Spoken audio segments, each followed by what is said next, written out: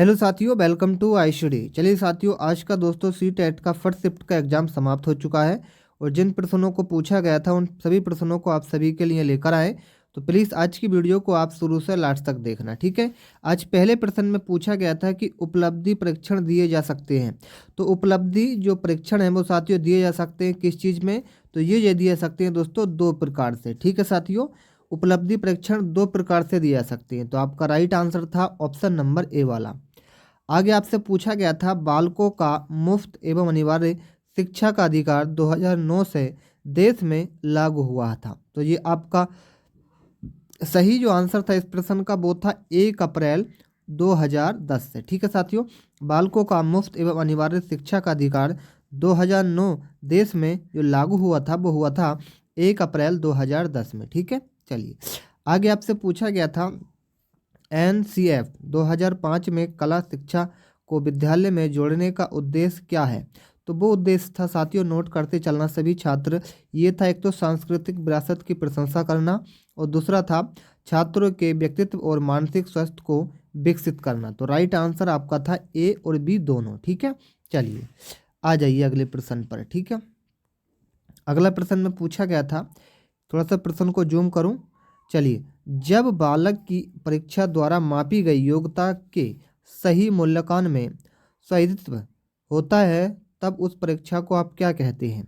तो जब बालक की परीक्षा द्वारा मापी गई योग्यता के सही मूल्यांकन में वो स्थायित्व होता है तो हम उस परीक्षा को जो कहते हैं वो कहते हैं विश्वसनीयता। क्या साथियों? विश्वसनीयता। ऑप्शन नंबर बी आपका सही आंसर था। आगे पूछा गया था कि मैं मापन की भूमिका सब सीखी हुई कुशलताओं में निष्पादन का एक संपूर्ण अवलोकन देती है। तो वो ये देती है साथियों युगात्मक मूल्यांकन। क्या साथियों? युगात्मक मूल्यांकन। तो आपका राइट आंसर था ऑप्शन नंबर बी वाला। आगे आपसे पूछा गया था प्रश्न नंबर 6 में कि निम्नलिखित में से कौन सी डिसलेक्सिया की विशेषता नहीं है? निम्नलिखित में से कौन सी डिसलेक्सिया की विशेषता नहीं है? तो वो आपका राइट आंसर था सीधे या उल्टे हाथ के प्रयोग के संबंध में निश्चय, ठीक है। सीधे या उल्टे हाथ के प्रयोग में संबंध में निश्चय। तो आपका राइट आंसर था ऑप्शन नंबर बी वाला, ठीक है। चलिए आगे आ जाइए। आगे पूछा गया था सशक्त अभिप्रेरणा सीखने की प्रभावशाली घटक कौन कौन से हैं? तो सशक्त अभिप्रेरणा सीखने का प्रभावशाली जो घटक हैं साथियों वो हैं आपके, नोट करते चलना, शीघ्र सीखते रहना। यानी कि किसी चीज़ को आप लगातार सीखेंगे तो वो क्या होते हैं? प्रभावशाली घटक होते हैं किसी चीज़ को सीखने के, ठीक है। चलिए आ जाइए प्रश्न नंबर 8 पर आइए। चलिए प्रश्न था साथियों, प्रश्न नंबर 8 मिस हो रहा था। हस्तशिल्प की शिक्षा दी जानी चाहिए। हस्तशिल्प की शिक्षा जो देनी चाहिए वो देनी चाहिए साथियों मंद बुद्धि बालक को, ठीक है। मंद बुद्धि बालक को क्या देनी चाहिए? हाथों द्वारा लिखी गई शिक्षा को हम क्या कहते हैं? हस्तलिख शिक्षा, ठीक है। चलिए वैसे आप समझाएंगे तो मंद तो बुद्धि है ही, ऐसे क्या समझ में आ जाएगी, ठीक है। चलिए आगे पूछा गया था छात्रों में चोरी करने की आदत को कैसे दूर किया जा सकता है? छात्रों में चोरी करने की आदत को कैसे दूर किया जा सकता है? तो ये हो जाएगा आपका उदाहरण देकर, ठीक है साथियों। क्या देकर? उदाहरण देकर, ठीक है। आ जाइए अगले प्रश्न पर। आगे पूछा गया अनुसाधन जो सामाजिक समस्या से संबंधित होता है तथा विद्यालय की जनशक्ति के द्वारा विद्यालय में क्रियाकलापों के सुधार हेतु संचालित किया जा सकता है तो उसे हम क्या कहते हैं? उसे मित्रों हम कहते हैं, ध्यान से नोट करिएगा सभी छात्र, प्रश्न नंबर 10 में आपका काफ़ी इंपॉर्टेंट प्रश्न था, क्रियात्मक अनुसंधान। क्या साथियों? क्रियात्मक अनुसंधान, ठीक है। तो राइट आंसर क्या था? बी।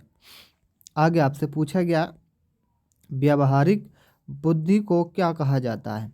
व्यावहारिक बुद्धि को क्या कहा जाता है? तो व्यावहारिक बुद्धि को जो हम कहते हैं वो कहते हैं मूर्त बुद्धि। क्या साथियों? मूर्त बुद्धि, ठीक है। चलिए आगे आपसे पूछा गया है बुद्धि के त्रियामी सिद्धांत के अनुसार बुद्धि के कारकों की संख्या कितनी होती है? तो वो आपकी होती है, नोट करते चलना, 120 होती है, ठीक है। चलिए आगे पूछा गया है, परिवेश की वस्तु जिसे प्राणी प्राप्त करने का प्रयास करता है कही जाती है। तो वो क्या कही जाती है साथियों? वो कही जाती है प्रेरक। क्या साथियों? प्रेरक। ठीक है, चलिए आगे पूछा गया, प्रतिभावान बालकों की पहचान करने के लिए हमें सबसे अधिक महत्व किसको देना चाहिए? तो हमें सबसे ज़्यादा महत्व देना चाहिए, वो देना चाहिए वस्तुनिष्ठ परीक्षणों के परिणाम को देना। ठीक है, तो राइट आंसर था आपका ऑप्शन नंबर बी वाला। आगे आपसे पूछा गया था, निम्नलिखित में से कौन सा तनाव निम्नलिखित में से कौन सा तनाव को कम करने का अप्रत्यक्ष ढंग है?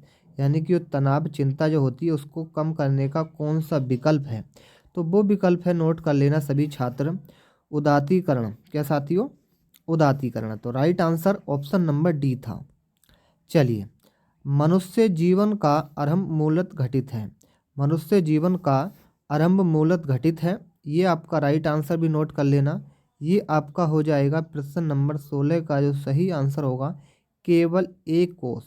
मनुष्य जीवन का आरंभ मूलत घटित है, केवल एक कोष। ठीक है, चलिए ये पूछा गया है, शैशव। जी हाँ साथियों, शैशवावस्था की विशेषता नहीं है। तो शैशव जो बस अवस्था की जो विशेषता नहीं होती है वो केवल होती है नैतिकता का ना होना। ठीक है, नैतिकता का होना होती है, सॉरी दोस्तों, ना होना नहीं, होना होती है। ठीक है, तो राइट आंसर था आप सभी का ऑप्शन नंबर सी वाला। आगे आपसे पूछा गया था, गामक विकास से हमारा तात्पर्य मांसपेशियों के विकास से तथा पैरों के उचित उपयोग से होता है। तो ये आपका होता है दो तरह से। एक तो होता है साथियों आपका शक्ति और गति से। ठीक है, किससे? शक्ति और गति से होता है। तो आप समझ पाएंगे शक्ति और गति किस में? ऑप्शन नंबर डी में। तो आपका राइट आंसर भी ऑप्शन नंबर डी होना चाहिए। ठीक है, चलिए, 20वीं शताब्दी को बालक की शताब्दी कहा जाता है, ये परिभाषा दी थी। तो ये किसने दी थी? ये आपकी दी थी क्रो ने। किसने साथियों? क्रो ने दी थी। तो राइट आंसर था ऑप्शन नंबर सी वाला। ठीक है, चलिए आगे पूछा गया था, इस अवस्था को मिथ्या प्रवक्ता का समय भी कहा जाता है। तो किस अवस्था को कहा जाता है? चलिए, तो आपका एग्ज़ाम साथियों आने वाले समय में है, तो मैं आपसे कहना चाहता हूँ कि आपको साथियों अच्छे से पढ़ाई करके जानी है और रिवीजन करके जाना है। ठीक है, प्रश्न जो है वो काफ़ी कठिन प्रश्न पूछे जा रहे हैं, काफ़ी अच्छे लेवल के प्रश्न आ रहे हैं। ठीक है, तो राइट आंसर था बाल्यावस्था। ठीक है साथियों, क्या होती है? बाल्यावस्था। ठीक है, ऑप्शन नंबर इसका राइट आंसर बी था। पूछा गया है,